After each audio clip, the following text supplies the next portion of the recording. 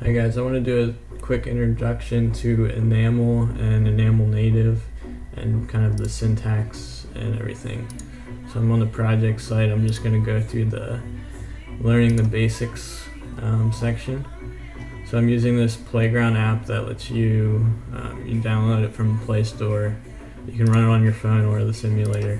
It lets you paste code and run it in the browser. You can edit it. It makes it really nice. So let's start with the hello world. I'm just going to paste this in and hit run. We see it shows hello world. So this is Enaml's a superset of Python. So all Python is valid Enaml, but Enaml has some additional things.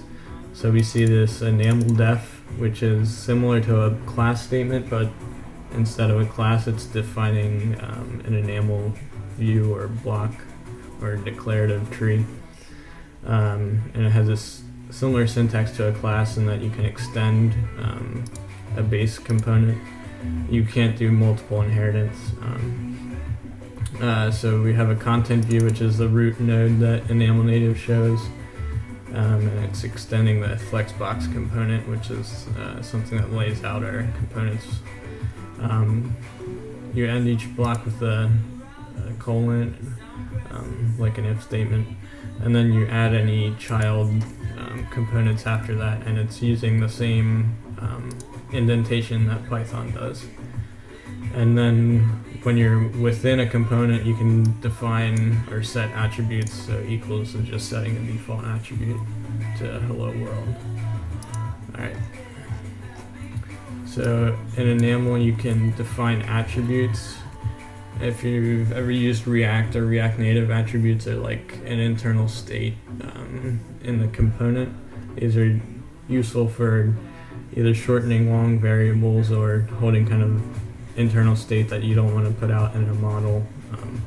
It keeps everything's packaged nicely. So the way to do that is you define a new attribute using attr. It's just like Python. You just attr the variable name, and then you can assign the default value, or if you don't assign any, it just goes to none. You can restrict attributes to type. You can pass any of the unit or atom properties, so Unicode, integer, Boolean, whatever, or you can have an instance of any class, and it'll throw an error if you're trying to assign something that doesn't match that. And you can also set default with that syntax by adding equals and then the default at the end. So I'm just going to show you that this runs and doesn't blow up. If you try to assign an attribute to something that already exists within the component, because components have their own attributes, so flex direction is one of the flexbox. It'll show you an error, can't override final member, so it won't let you mess with existing attributes. Okay, so that's the basics of attributes. So let's talk about references now. To create a reference, you simply add the variable name and then a colon after it, and then once you do that, you can access that node in any of its attributes, just like a Python class or whatever. So here we're defining one called echo me. So when we run this, we get hello twice because the second one is referencing the text, which is hello, of the first text view. Pretty simple. You can also reference different objects within the tree based on where you're at. The first way to do that is using self, which is the current component within the right hand side. So whatever component you're within, you use self and it will reference that component, just kind of like a Python class. Next, you can reference the parent of the component. So if I did self.parent, it would give me the flexbox from this button. If I just grab parent parent is a global on the right hand side to that component. And that will give you one level up from wherever this component's nested, the parent node. And you can also access children of a node using .children. So here I'm getting all of these components here and printing them out. So let's run this example. So we have add hello from this one, which is referencing the views attribute, and then we're printing out all the child widgets, the repr strings. Alright, so references are used pretty often. Enaml has a really powerful system of operators that allows you to do data binding and updating all really easily. So the first one is the subscribe operator, and it's a one-way binding that lets you update a model or a UI component from a model, so it's going from your model or another component into the component. So let's run this example. And actually I didn't get my F there. Alright, so it's reading the state of false, and every time we change this, it updates the text automatically. So this is really powerful. It can observe any atom object on the right hand side here, and it will update the attribute when any of them changes. So you can have really complex expressions even with functions, and Enaml is actually looking at the bytecode and observing any of those that are returned. So it's incredibly powerful and super easy. If you're familiar with React or even native programming like Qt, this eliminates having to connect all your signals together and add change handlers. It's doing everything in one line, and it's way more powerful because you can observe multiple properties without hooking up tons of handlers and everything. Alright, so that's a subscribed operator. There's also an update operator, which lets you set a property a one-way direction from the component down to a property. So in this example, let's run it so we show it.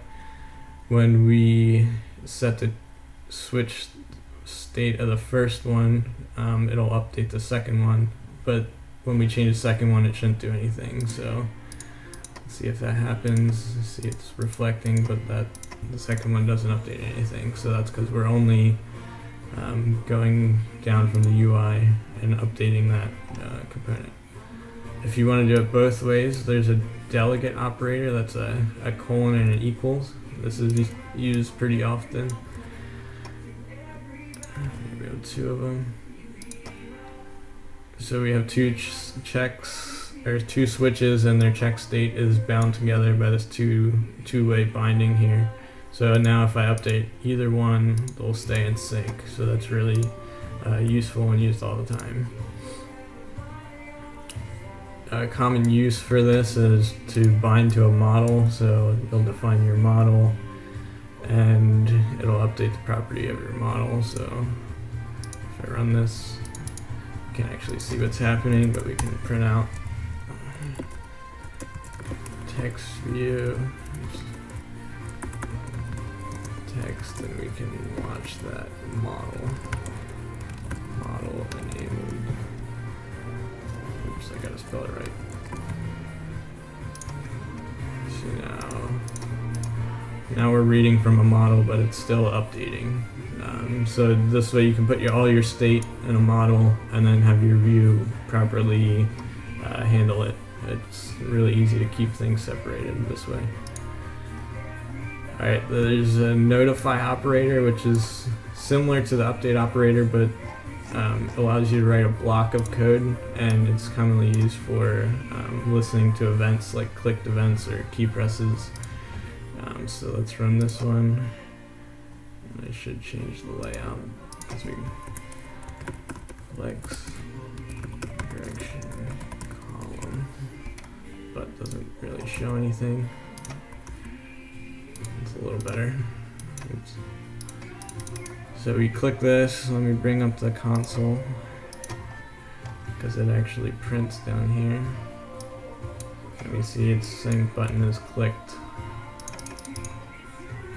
So that works. So notify, you can run a block of code.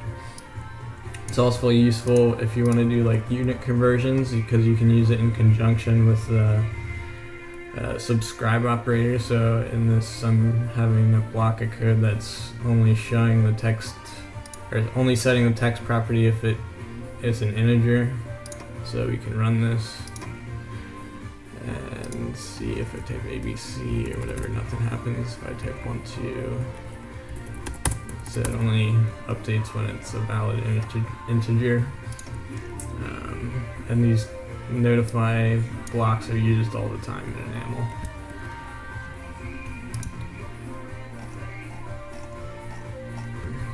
Alright, now let's talk about functions. You can use standard Python functions. You can't add them onto the right hand side of a notify block. There's no def statements allowed here, but you can use functions, or you can reference existing functions. But the reason you would want to use a func is because it allows you to access the scope of the component. So let's just run this example and see what that means. So here our function is incrementing the button and setting the text of this text view, and we're not passing in anything, it's accessing from the global scope.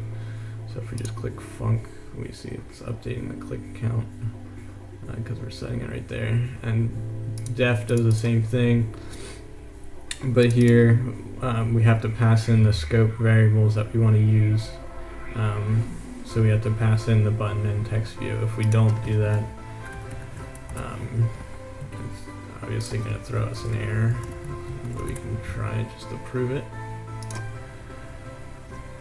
So if we do def, then we blow up and global name button's not defined. So that's one of the reasons why you use func, so you can access the scope. Alright, what else do we have? Functions. You can override a function. It's a different syntax. Since components are sort of like classes, this might be used. I've never really used this. So you increment a button, let's just define a plus and say it updates the reference count by calling this function. And then here we're overriding it using this different syntax, so it's the function name, just equals, less than, and then the parameters. And then here when we click them, we're calling the correct function, which, since we're within this block, it'll be that function. Alright, so let's make sure it works. Up and down, yep. So yeah, that's kind of useful. You can override functions in a component. Alright, I'm just going to pause the video for now, and we're going to talk about pattern nodes a little bit later. So thanks for watching. Hopefully this is helpful.